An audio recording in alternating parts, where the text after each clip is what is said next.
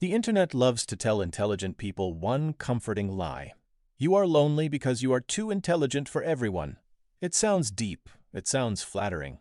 It sounds like pain with a crown on it. But it is not exactly true. The truth is, and always more interesting, intelligence does not automatically make people broken, but it can make ordinary environments feel strangely small. So this video is not going to flatter you with the usual line, "You are lonely because you are too intelligent for everyone." That may feel good for 5 seconds, but it is not enough. The better question is, when intelligent people feel out of place, what is actually happening psychologically? Is it mental illness? Is it personality? Is it social mismatch? Or is it the painful experience of having a mind that keeps asking for more than the room can give? First, we have to break the biggest myth. Large studies do not show that highly intelligent people are generally more mentally ill. A UK biobank study found that highly intelligent individuals did not have more mental health disorders than average intelligence individuals. A meta-analysis on gifted people also found no significant difference in anxiety or depression compared with non-gifted people. So intelligence is not a curse. It does not automatically make you anxious, depressed, or doomed to loneliness. But that does not mean intelligent people never struggle. It means the struggle is usually not caused by intelligence alone. Think of a very sharp tool placed in the wrong workshop. The tool is not defective. The environment simply does not know what to do with it.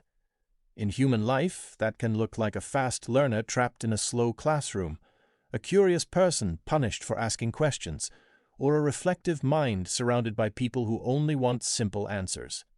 Second, research on personality gives us a better clue. Intelligence is consistently related to openness and intellect, curiosity, abstract thinking, intellectual engagement, and interest in complexity. That means many intelligent people are not necessarily sadder. They may simply be more likely to question things, notice patterns, enjoy difficult ideas, and feel bored by shallow explanations. Their mind does not just receive the world, it interrogates it. This is where feeling different can begin.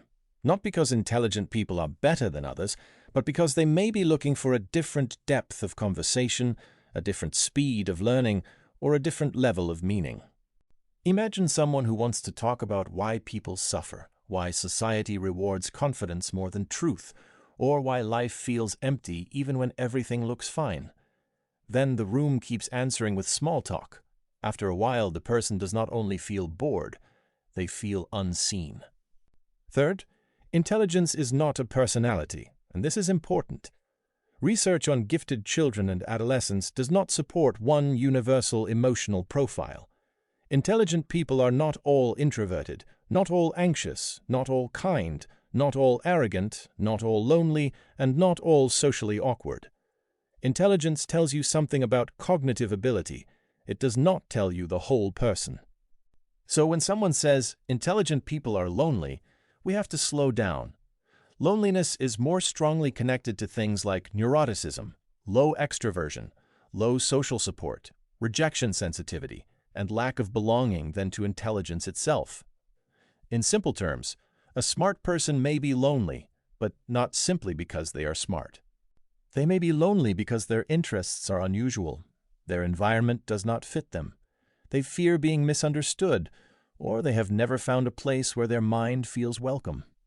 Let me make this simple. Think of Daniel. In school, Daniel learned quickly, asked strange questions, and got bored before others finished understanding the basics. At home, he was told to stop overthinking. With friends, he noticed contradictions nobody wanted to discuss. Over time, he learned to edit himself. He did not become lonely because he was intelligent. He became lonely because the most alive part of him had nowhere to go. This is a safer, evidence-based story. Not intelligence makes you miserable, but intelligence can create friction when the environment cannot receive it. A complex mind may suffer in a conformist room. A curious child may suffer in a school that rewards silence. A reflective adult may suffer in a workplace where speed matters more than truth. The pain is real, but the cause is not a magical curse. It is often mismatch. Fourth, intelligence can be protective in some ways. but it does not protect anyone from being human. A 2025 meta-analysis of almost 3 million people found that lower IQ scores in early life were linked with higher later risk of physical and mental illness. That suggests cognitive ability can help people navigate life, education, health information, and systems.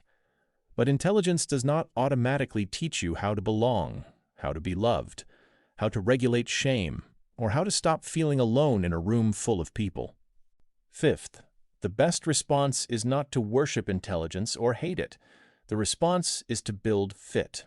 If you feel out of place, ask, where does my mind become alive? Which rooms make me smaller? Which people make curiosity safe? Which communities reward depth instead of punishing it?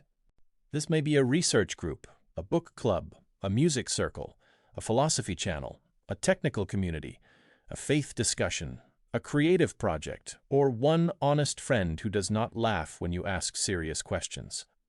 And if you want practical method, start here. Do not announce to the world that you are misunderstood. Instead, test for fit. Join one place where your real interests are normal. Ask one deeper question. Share one small part of your thinking. Notice who becomes curious instead of threatened. Then return. Again, the goal is not to find people who worship your intelligence. The goal is to find people around whom you do not have to amputate your mind. So the truth is this: intelligent people are not a special tragic species. They are human beings with cognitive strengths, personality differences, emotional histories, and environments that either fit them or do not. If you feel different, do not rush to turn that feeling into superiority, and do not turn it into self-hatred either. Treat it as information. Maybe you do not need to become less intelligent. Maybe you need better questions, better rooms, better people, and better ways to use the mind you have. The internet will always sell simple identities, but life is more complicated and more hopeful than that. Intelligence is not your curse. It is also not your excuse.